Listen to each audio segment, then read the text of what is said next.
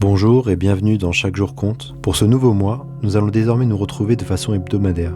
Chaque semaine, on abordera un sujet qui pose problème dans notre quotidien et dans nos envies de paix et de joie intérieure. Et cette semaine, nous allons parler de nos automatismes, qui sont pour moi un point fondamental dans la façon que nous avons de rythmer nos journées. Vous n'en avez peut-être pas encore conscience, mais ce sont souvent eux qui dirigent nos journées. Mais commençons déjà par définir ce qu'est un automatisme. Un automatisme, c'est un comportement que le cerveau exécute sans réflexion consciente. Et la raison pour laquelle il agit comme ça, c'est parce que ce comportement a été répété, associé à un contexte et renforcé dans notre mémoire. Scientifiquement, ce processus a été décrit comme une boucle. On a un déclencheur, une routine et une récompense. Cette boucle neuronale explique pourquoi, par exemple, tu peux arriver au travail sans te souvenir du trajet que tu viens de faire. Ce n'est ni une faiblesse ni une force.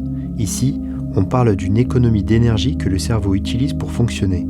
Cela te permet par exemple de marcher, de courir ou de respirer tout en pensant à autre chose.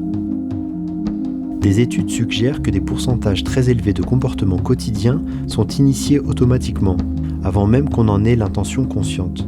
Parfois, cela représente jusqu'à 2/3 de nos actions. C'est absolument énorme. Autrement dit, beaucoup de tes décisions ne sont pas vraiment des décisions, mais ce sont des réponses conditionnées, probablement par ton histoire, par ton environnement, ou encore par tes habitudes passées. Prenons un exemple qui parlera à beaucoup d'entre nous. Chaque matin, tu te réveilles, tu te diriges vers ton téléphone, tu regardes les notifications, peut-être sans y penser vraiment. À ce moment-là, on n'est pas dans une décision réfléchie, on est simplement dans le cadre d'une réponse automatique à un contexte familier. Quand tu entres dans ta cuisine, cette habitude que tu peux avoir de vérifier le téléphone avant de faire quelque chose d'utile, comme cuisiner, c'est une réaction à un circuit cérébral bien établi. Notre smartphone nous offre sans cesse de la satisfaction, car ce qu'on y fait nous prend généralement peu de temps. Il offre de la dopamine, de la validation sociale, ou encore simplement une distraction brève.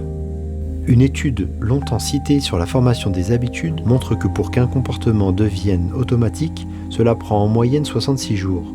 Mais ça peut énormément varier selon les personnes et les comportements. Ce qu'il faut comprendre, c'est que ce n'est jamais rapide ni instantané. Même si au quotidien cela peut sembler automatique, pour que cela soit considéré comme tel par le cerveau, cela prend du temps. Souvent, on croit que la volonté suffit, qu'en se disant « je veux être attentif, je veux changer ça, je veux me lever plus tôt, etc. etc. », on se pliera facilement à elle. Mais les neurosciences montrent que sans conscience des automatismes, la volonté n'agit pas. Elle est caduque. Ce qui est automatique ne s'arrête pas simplement parce qu'on décide un jour de le faire.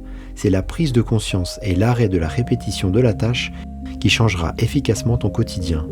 Pour cette semaine, je te propose 2 exercices simples pour observer tes automatismes. Premièrement, essaie de produire un planning typique de ta semaine. Cela peut déjà t'aider à voir ce qui se répète chaque jour ou de manière très fréquente. Je prends l'exemple d'un salarié qui doit se rendre à son boulot chaque matin. Peut-être qu'il se lève à la même heure, qu'il prend une douche, qu'il s'habille, qu'il prend un petit déjeuner et qu'il se rend à la gare prendre son train. Toujours dans cet ordre, toujours dans les mêmes délais. Son comportement est devenu semblable à celui d'une machine. Dès son réveil, il rentre en mode automatique. Il sait ce qu'il doit faire car il le répète chaque jour depuis des mois, voire des années. Mais face à ces automatismes se trouve la vie, la réflexion, la liberté, et il passe sans cesse à côté. Le deuxième exercice consiste à observer chaque fois qu'une habitude se déclenche et se demander quel est le déclencheur. Est-ce que c'est un lieu, une émotion, une heure, une sensation ? Identifier le déclencheur te donne déjà une forme de liberté sur la réponse.